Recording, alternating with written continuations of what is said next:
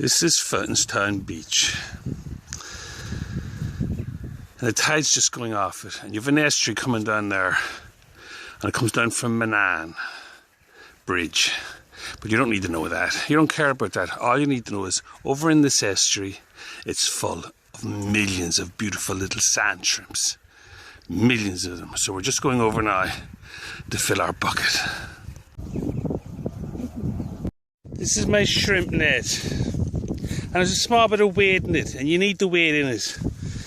Because the weight of it, it digs it into the sand as you're pulling it along. There's angle iron at the bottom there, and that digs into the sand. And the sand shrimps are hiding in the sand. And as you pull this thing, it lifts up all the sand and bits of dirt. And the sand shrimps jump up, and they all go back into the net.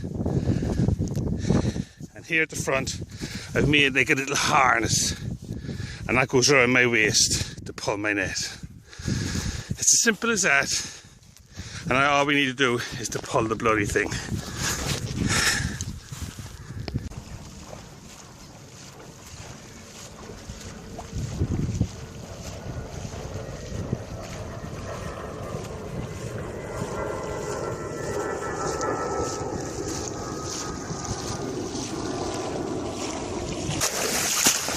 When you're pulling the net, try and stay away from any weeds if you can. You just want to get the sand.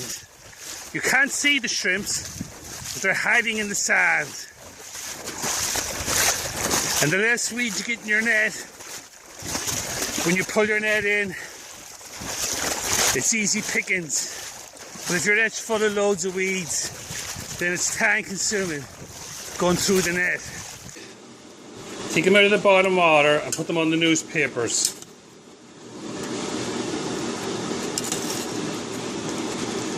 They're very vulnerable at this stage. You have to treat them with kitten gloves because they're so hot.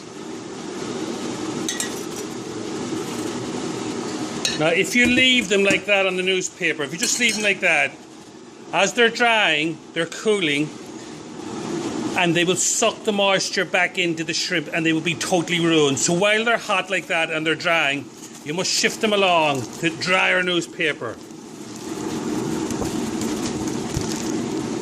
While they're hot like that, you must keep moving them along.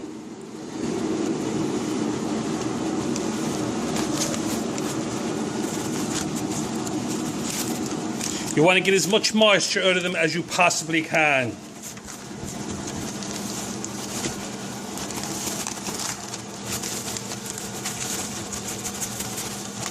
If you used a glossy magazine and just left them on the glossy magazine until they cooled down, they would be totally and utterly ruined. Totally and utterly ruined. They're looking good now. There's very little moisture in them now, and there's still steam coming off them.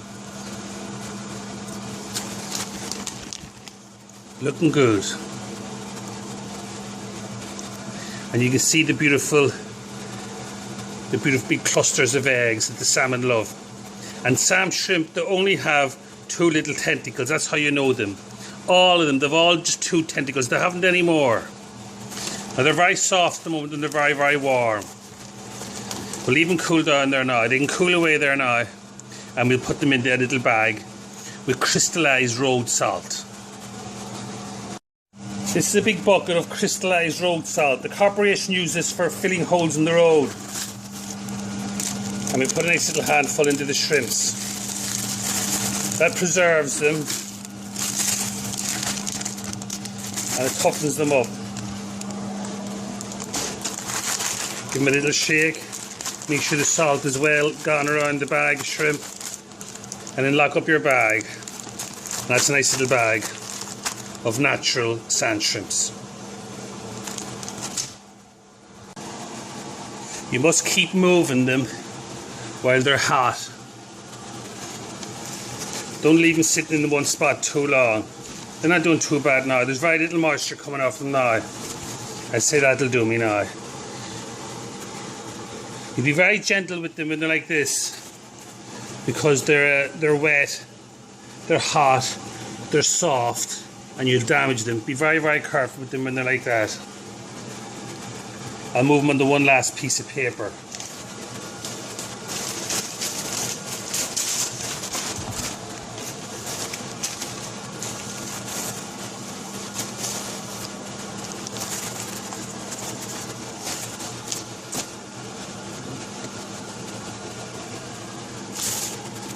That'll do the trick. Put out the little bits of weed. We don't want them. That's a beautiful red shrimp. And now they're ready to bag and put salt on them. And a beautiful dark purple. Beautiful shrimps.